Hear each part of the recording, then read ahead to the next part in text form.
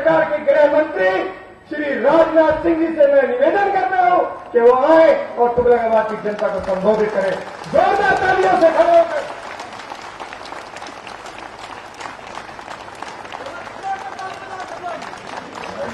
बैठे रहने बैठे। आपके लोकप्रिय सांसद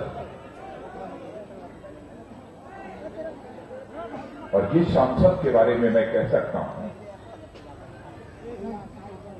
कि दिल्ली की समस्याओं को सबसे प्रभावी तरीके से संसद में उठाने का काम यदि कोई करता है तो आपके सांसद श्री रमेश बिधूड़ी ही करते हैं। ऐसे श्री रमेश बिधूड़ी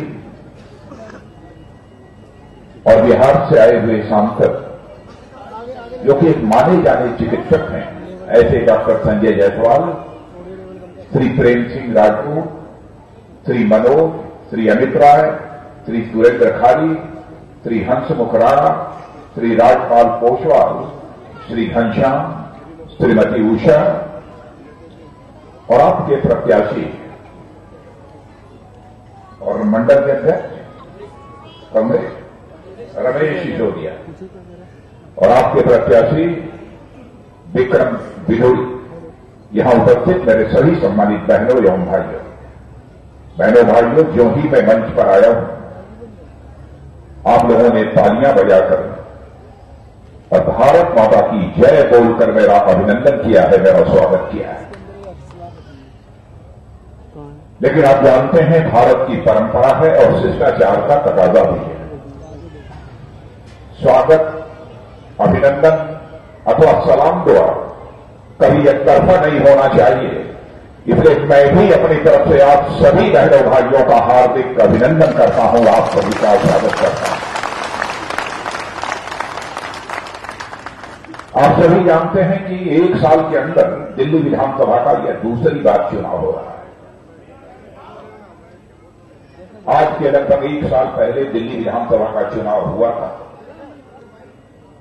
और इस दिल्ली विधानसभा का चुनाव होना चाहिए था तो आज के 4 साल के बाद दिल्ली विधानसभा का चुनाव होना चाहिए। लेकिन कौन सी ऐसी परिस्थितियां थी जिनके कारण एक साल में 2 बार दिल्ली विधानसभा का चुनाव हो रहा है। एक नई नवेली राजनीतिक पार्टी उभरकर दिल्ली में खड़ी हुई और जिसने एक ऐसा भ्रम पैदा कर दिया कि कोई सरकार बना सकता है तो केवल वे ही सरकार बना सकते हैं और कोई दूसरी पार्टी नहीं बना सकती। भारतीय जनता पार्टी सबसे बड़ी राजनीतिक पार्टी के रूप में जीत कर दिल्ली के विधानसभा में आई थी, लेकिन स्पष्ट बहुमत हमको हासिल नहीं हुआ। हम लोगों ने कहा कि हम सरकार नहीं बनाएंगे, लेकिन दूसरी पार्टी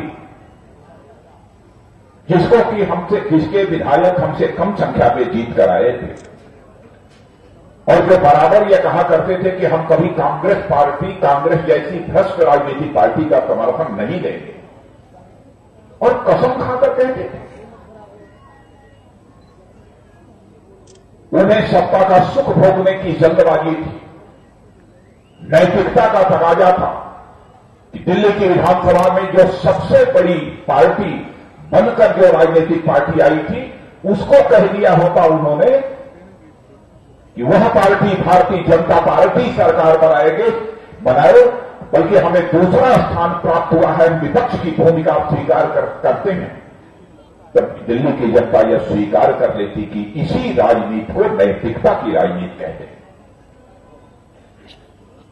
लेकिन केवल सरकार बनाने के लिए, सत्ता का सुख भोगने के लिए जिस कांग्रेस पार्टी की वह आलोचना करते थे, कहते थे कि हिंदुस्तान में भ्रष्टाचार यदि पैदा हुआ है, भ्रष्टाचार यदि बढ़ा है, तो उसके लिए कोई एक राजनीतिक पार्टी सर्वाधिक जिम्मेदार है तो वह कांग्रेस पार्टी। उस कांग्रेस पार्टी का लेकर 49 दिनों के लिए उन्होंने सरकार बनाई। क्या भारतीय जनता पार्टी ने यह मना किया था? क्या हमने विरोध किया कि आप सरकार मत बनाइए, मत चलाइए? बहनों भाइयों, सरकार जब बन गई थी उनकी तब हम लोगों ने स्वागत किया था और हम लोगों ने कहा था कि 5 वर्षों तक आप अपनी सरकार चलाइए। दिल्ली की जनता इस सवाल का जवाब चाहती है उनसे। जब आपको सरकार चलाने का अवसर मिला था तो 49 दिन के अंदर त्याग पत्र देकर क्यों आप पीछे हट गए? इस सवाल का जवाब इसी दिल्ली की जनता आपसे चाहती है। क्या उन्हें इस बात की जानकारी नहीं है जो बराबर गरीबों की बात करते हैं? जब किसी विधानसभा अथवा लोकसभा का चुनाव होता है, सैकड़ों और हजारों करोड़ रुपए खर्च होते हैं। सरकारी खजाने का पैसा खर्च होता है, लोगों की जेब का पैसा खर्च होता है। इसके लिए कौन जिम्मेदार है? बहनों भाइयों, उस राजनीतिक पार्टी ने जो अपराध किया है, पिछली बार लोगों की आंखों में फूल झोंकने में वह पूरी तरह से कामयाब रही है। लेकिन इस बार मैं आपसे अपील करने के लिए आया हूं कि जो उन्होंने यह अपराध किया है उसकी सजा इस बार दिल्ली विधानसभा के चुनाव में उन्हें दी जानी चाहिए। यही अपील करने के लिए आप सबके सामने खड़ा हुआ है। जनता की आंखों में फूल झोंककर एक बार कामयाबी हासिल की जा सकती है, लेकिन बार बार जनता की आंखों में धूल झोंककर कामयाबी नहीं हासिल की जा सकती। और मुख्यमंत्री बनने के बाद धरने और प्रदर्शन कर रहे हैं। क्या मुख्यमंत्री का काम है वह बैठकर धरना और प्रदर्शन दे? विपक्ष की भूमिका यदि कोई राजनीतिक पार्टी निभाती है तो उस समय धरने और प्रदर्शन सरकार का ध्यान आकर्षित करने के लिए करने पड़ते हैं। और स्वस्थ लोकतांत्रिक व्यवस्था में धरने और प्रदर्शनों की अपनी अहमियत हुआ करती है। लेकिन कोई मुख्यमंत्री बन गया है, अपनी बातों को तर्कसंगत तरीके से सरकार के सामने प्रस्तुत नहीं कर सकता है। क्या ऐसे व्यक्ति को दिल्ली विधानसभा का मुख्यमंत्री बनने का कोई नैतिक अधिकार है? फिर से मुख्यमंत्री हमको बनाइए, 5 साल के लिए बनाइए। अरे कांग्रेस ने तो आपको समर्थन देकर आपको 5 साल के लिए मुख्यमंत्री बना दिया था। 1000 करोड़ रुपए जो सरकारी खजाने के खर्च हुए हैं, लोगों की जेब के खर्च हुए, उसका हिसाब कौन है? बहनों भाइयों, आपको धरने और प्रदर्शन की सरकार नहीं चाहिए, बल्कि आपको ऐसी सरकार चाहिए जो सुशासन दे सके और दिल्ली का विकास कर सके, यहां की गरीबी दूर कर सके और यहां की बेरोजगारी की समस्या का समाधान करे। सरकार को ऐसी चाहिए। और मैं यह भी कहना चाहता हूं और अपने प्रेस के मित्रों से भी मैं निवेदन करूंगा, जो कुछ भी यदि मैं बोल रहा हूं, मेरी कोई बात यदि गलत है तो आप अपने अखबार के पन्नों पर इसे लिख दीजिएगा कि राजनाथ सिंह आए थे और लोगों को गुमराह करके यहां तक गए हैं।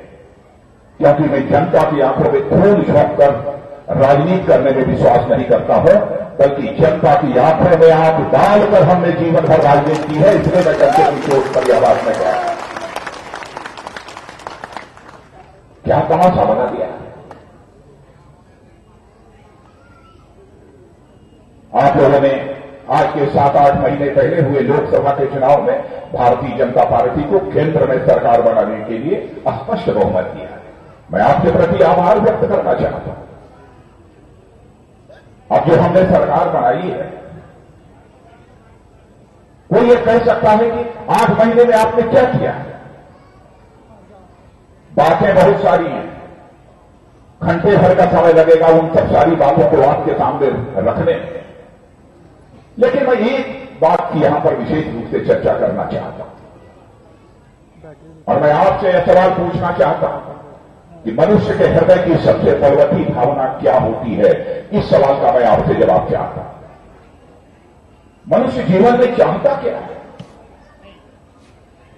मनुष्य की सबसे बड़ी भूख यदि कोई होती है तो मान, सम्मान और स्वाभिमान की सबसे बड़ी भूख होती है।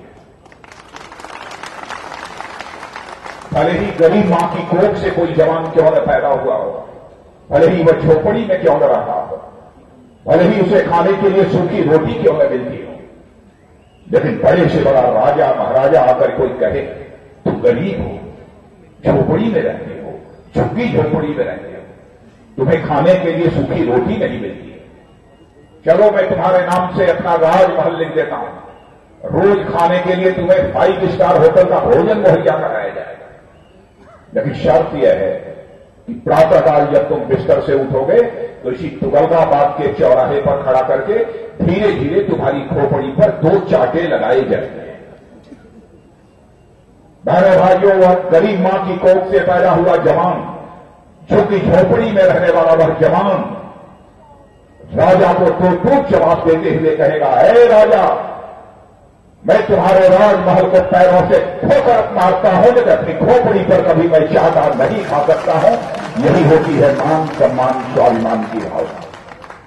और बहनों भाइयों, यह मान सम्मान स्वाभिमान व्यक्तिगत भी होता है, यह मान सम्मान स्वाभिमान समाज का भी होता है, यह मान सम्मान स्वाभिमान राष्ट्र का भी होता है, देश का भी होता है।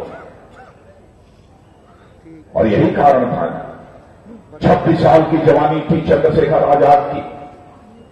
उत्तर प्रदेश के इलाहाबाद के कंपनी गार्डन में अपने रिवाल्वर की गोलियों से अंग्रेज दुश्मनों को भूनते भूनते जब रिवाल्वर में अंतिम गोली शेष बची तो राष्ट्रीय स्वाभिमान के धनी चंद्रशेखर आजाद जैसे 26 साल के नौजवान को यह चिंता सताने लगी कि कहीं विदेशियों के रिवाल्वर की विदेशी गोली हमारे जिस्म में प्रवेश कर हमारे जिस्म को नापाक न कर दे। इसलिए चंद्रशेखर आजाद ने अपने ही रिवाल्वर की अंतिम गोली अपने सीने में दाग लेने का काम किया था, तब जाकर यह भारत आजाद हुआ। यह होती है राष्ट्रीय स्वाभिमान की बात। सचमुच भारत के स्वाभिमान को इस आजाद भारत में अंतर्राष्ट्रीय जगत में सारी दुनिया में बढ़ाने का काम किया है, तो मैं डंके की चोट पर कह सकता हूं कि हमारे प्रधानमंत्री श्री नरेंद्र भाई मोदी ने किया है। आपने देखा होगा दुनिया के जिन जिन देशों में उनका दौरा हुआ है, कितनी गर्मजोशी के साथ उनका स्वागत हुआ है। बहनों भाइयों, वह नरेंद्र भाई का स्वागत नहीं था, वो भारत का स्वागत हो रहा था। और मैं कह सकता हूं दावे के साथ इस हिंदुस्तान की जनता को अपने प्रधानमंत्री का इस प्रकार से गर्मजोशी के साथ स्वागत होते हुए दुनिया के दूसरे देशों में नहीं देखा हो। क्या हमारा मस्तक ऊंचा नहीं होगा? पहला काम तो यह किया है उन्होंने, जो सुविधा गरीबों को, किसानों को, मध्यम वर्गीय परिवारों को सब्सिडी की, बच्चों के स्कॉलरशिप की, वजीफे की, मनरेगा के पैसे की, अन्य भी गैस सिलेंडर की सब्सिडी की, यह सब सारी सुविधा आपके पास नहीं पहुंच पाती थी। फैसला किया 26 जनवरी तक हम लगभग 10 लाख परिवारों का खाता हिंदुस्तान के बैंकों में खोल देंगे। हम लोगों ने वादा किया था आपसे कि हम हिंदुस्तान में एक भी परिवार नहीं रहने देंगे जिस परिवार का बैंक में खाता न खुल जाए। और बहनों भाइयों, वादा किया था 10 करोड़ का, लेकिन 26 जनवरी समाप्त होते होते 11.5 करोड़ परिवारों का खाता पहली बार इस हिंदुस्तान के इतिहास में, दुनिया के इतिहास में पहली बार इतने कम समय में 11.5 करोड़ लोगों का खाता। इसके पहले कभी नहीं हुआ था। Guinness book of world record में यह दर्ज हो गया। अब कोई भी जो सब्सिडी, चाहे स्कॉलरशिप हो, विधवा पेंशन हो, वृद्धावस्था पेंशन हो, यह सब जो बिचौलियों के माध्यम से आपके पास नहीं पहुंचेगा। आपका जो बैंक में खाता होगा, आपके वार्ड में जो आपका बैंक होगा, उसमें जो आपका खाता होगा, वो सीधे सीधे आपके खाते में पहुंच जाएगा और पूरा का पूरा पहुंच जाएगा, वो अधूरा नहीं पहुंचेगा। क्या इससे भ्रष्टाचार समाप्त नहीं होगा? आज मैं यहां पर खड़ा हूं, बहुत सारी अनऑथराइज्ड कॉलोनी, इनको रेगुलराइज करने का वादा कई बार कांग्रेस ने किया। क्या यहां अनऑथराइज्ड कॉलोनी रेगुलराइज हो पाए? और आज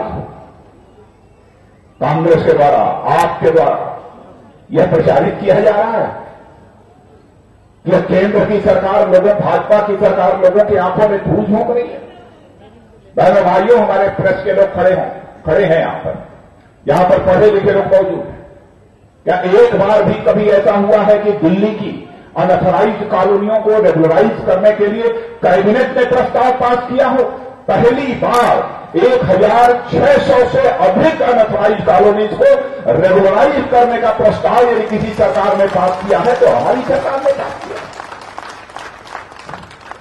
अब कैबिनेट यदि कोई फैसला कर लेती है तो मैं समझता हूं उस फैसले को टालने की ताकत अथवा कुवत किसी के अंदर नहीं रहेगी। इस काम को हम लोगों ने किया। माताओं बहनों की इज्जत और असमत मैं समझता हूं कि हमारे लिए सबसे बड़ी पूंजी होती है।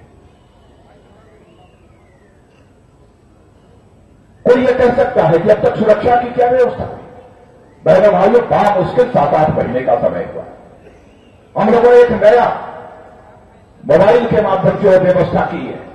हिम्मत नाम का एक नया एप्लीकेशन हम लोगों ने लॉन्च किया है। मैंने ही उसे गृह मंत्री होने के नाते उसे लॉन्च किया है कि हमारी कोई माता बहन यदि कोई उसे परेशान करता है, उसे छेड़छाड़ करता है, उसकी इज्जत और असमत के साथ खिलवाड़ करने की कोशिश करता है, तो अपने मोबाइल का वो जब बटन दबाएगी तो सीधे कंट्रोल रूम में घंटी घनघनाने लगेगी और बगल का जो पीसीआर खड़ा होगा वहां तक इसकी सूचना चली जाएगी और 5 से लेकर 7 मिनट के अंदर वो पीसीआर वैन वहां पर पहुंच जाएगी।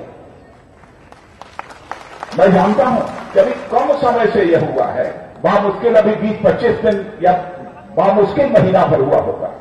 जितना प्रचारित होना चाहिए उतना प्रचारित नहीं हो पाया। मैंने कहा जितने भी प्रकार के मोबाइल हैं, जितने भी प्रकार, सभी मोबाइलों में इस प्रकार की व्यवस्था कर दी जाए।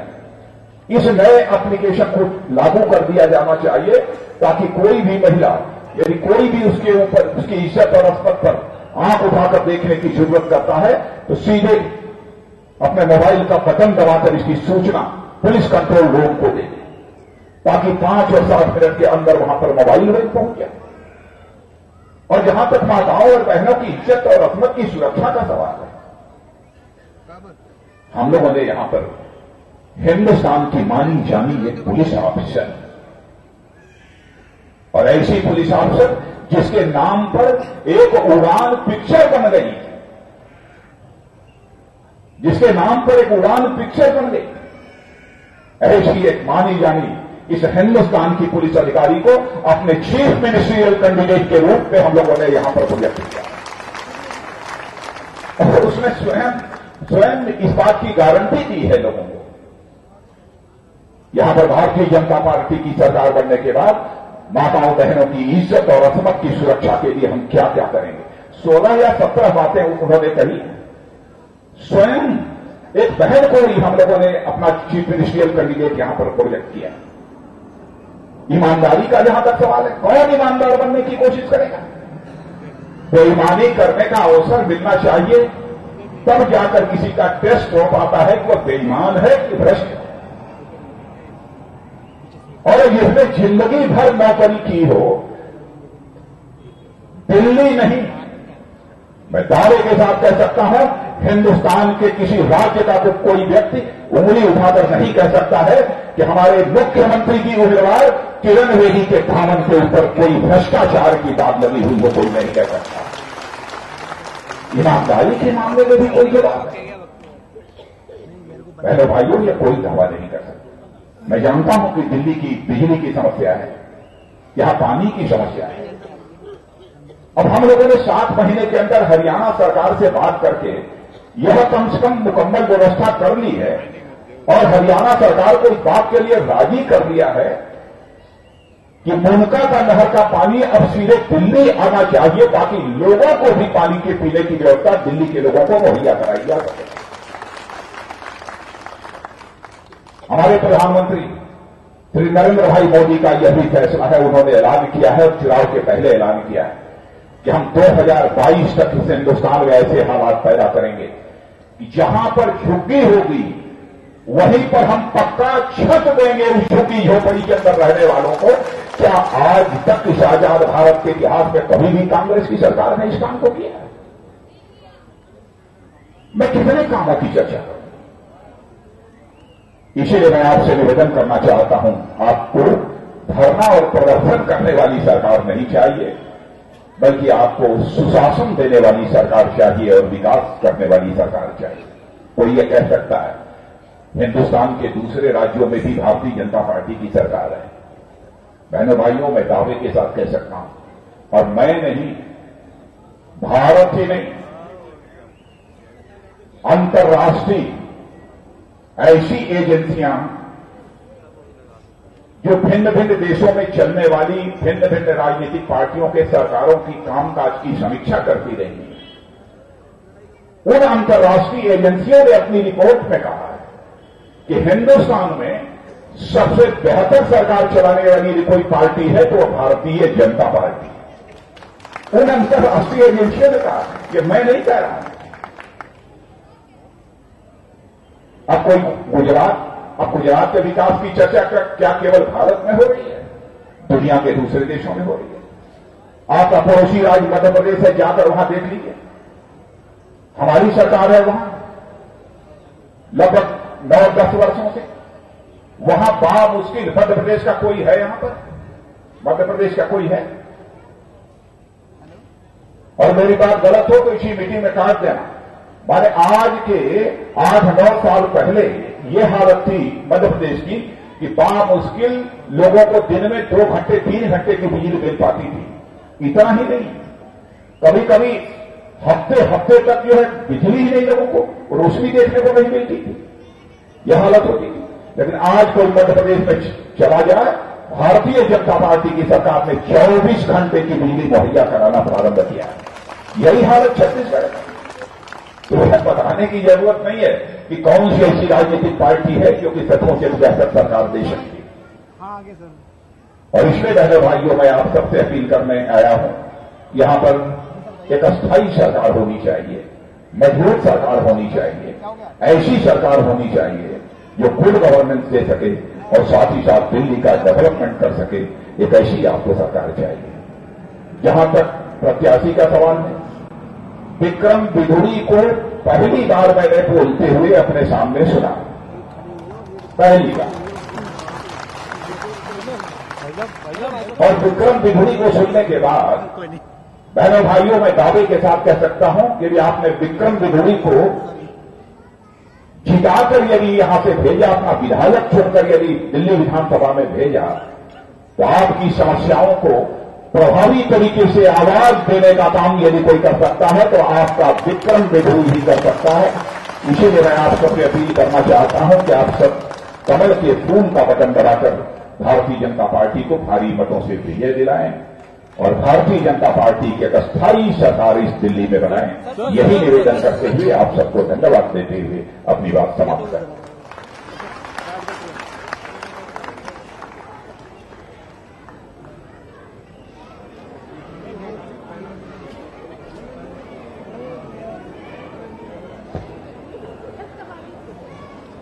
अभी आप लोगों ने माननीय राजनाथ सिंह जी का उद्बोधन सुना, जोरदार तालियों से उनका धन्यवाद करें। आप लोगों के बीच में आए, समय निकाला और आप लोगों को संबोधित करा।